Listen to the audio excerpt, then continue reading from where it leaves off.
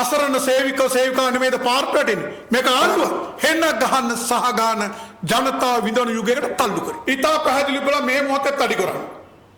හේතුව බොරතෙල් අරන් ඇවිල්ලා තියෙන ඩොලර් 70කට දෙපාරක් ගෙනාවා. 70කට ගේනකොට පිරිපාදු තෙල් බැරල් එක ඩොලර් 286ට අරන් තියෙනවා.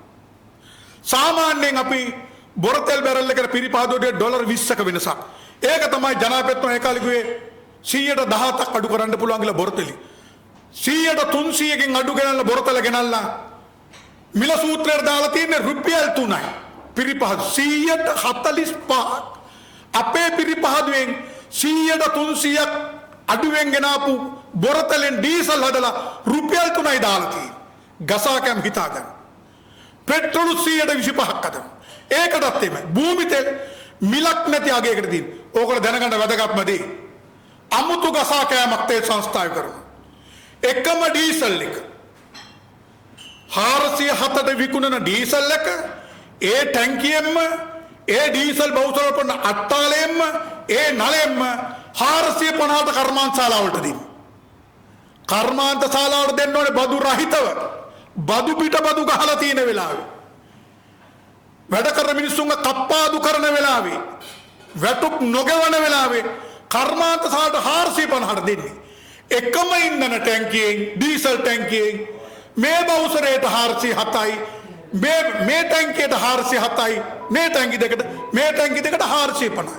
ඒ වගේම පෙට්‍රල් 95ම ටැංකියෙන් 495 ටැංකියෙන් කාර්මික සුපර් ඩීසල් කියලා පෙට්‍රල් කියලා තවත් රුපියල් 7ක් වැඩිපුර තව විකුණනවා. එකම ටැංකියෙන් එකම නලයෙන් එකම බවුසරයට ගණන් දෙකකට විකුණනවා. මෙව හෙන ගහන්නේ නැද්ද? වැඩබින් වැහෙන්නේ නැද්ද? ව්‍යාපාරික අපේ රට දාලා යන්නේ නැද්ද? අසරණ සේවික සේවිකා නෙමෙයිද පාර්ට වැටෙන්නේ. මේක ආණ්ඩුව ඩොලර් 10ක ඩොලර් 40කට 50කට ගන්නකොට ඒ සමාගමෙන්ම අපේ තියෙන ක්‍රමවේදයක් නැවක් ඇඩ්වාන්ස් කරනවා කියලා අර්බුදයක ඇඩ්වාන්ස් වෙලාසන ගෙන්න ගත්තද? බොරතෙල් නැව දෙන්න බෑ කිව්වම සමාගමක් ඉදිරිපත් වුණා ඉරානියෙල්ලයි අපේ පිරිපාදුවට දෙන්නේ. ඒකට සම්මත මිලට ඩොලර් 7මාරක් අඩුව දෙන්නම් කියලා.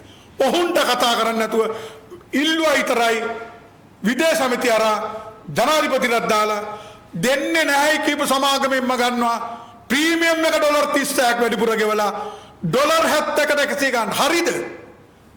තෙල් මිල දැනුත් අඩුයි නේද? උතුමාණන් විරුද්ධ පක්ෂයේදී කියපු කතාවනේ නොගිය යුතු ගසා කන මිලක් ජනතාවට සීළු බඩු වැඩි කරලා තියෙන විදුලි බිල වැඩි කරලා තියෙන වෙලාවේ මේ ගසා කන සූත්‍රයට ඉන්ධන ගෙනල්ලා මේ ගසා කන ගත්තේ තර්කයක් නැහැ. ඉන්ධන මිල අඩු විය යුතුයි අඩු කළ යුතුයි.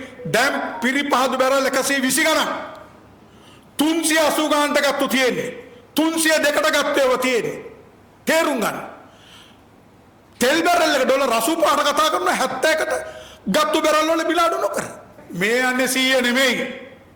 ඩොලර් 4.8ක ඩොලර් 41කට ගියාම 100ට ගිහිල්ලා තියෙන්නේ. ඩොලර් 7මාරක් අඩුවෙන් බොරතෙල් බැරල් එක දෙන්නම් කියපුවම ඒකට වැඩි කරලා ඩොලර් 36කට ගියා 100ට දීලා තියෙන්නේ. දීලා තියෙන්නේ 10 ගණන්. ඕව යන්නේ විදේශීය ගිණුම් වලට.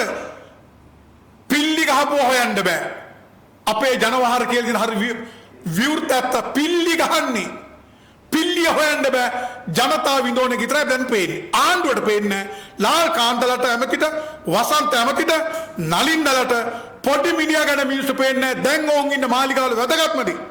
නිල නිවාස 25ම ඇමතුරුන්ගේ මාස 20ක් ගිහලා තාම දීලා නැහැ. ඇයි? දැන් දුප්පත් ඇමතුරු නෙමෙයි. දැන් ඒ ඇමතුරුට මාලිගා ටික දෙන්න ඕනේ. කතානායකට දීලා තියෙන්නේ. මාස 25යි මහින්ද රහත්තයා ගියා ලක්ෂ 40ට 80ක් දෙනවා කියපුගේ 400ට තවම දීලා නැහැ. චන්ද්‍රිකා මැතිණියගෙත් එහෙමයි. මෛත්‍රීපාලගෙත් ඇයි? දැන් ආණ්ඩුවේ ඉන්නේ ධනපති ඇමතුරු. මෙන්න මේකයි ඇත්ත. අඩු කළ යුතු මොහොතක නෙමේ අඩු වෙමින් තියෙන මොහොතක දිගින් දිගටම ගසා කෑවේ.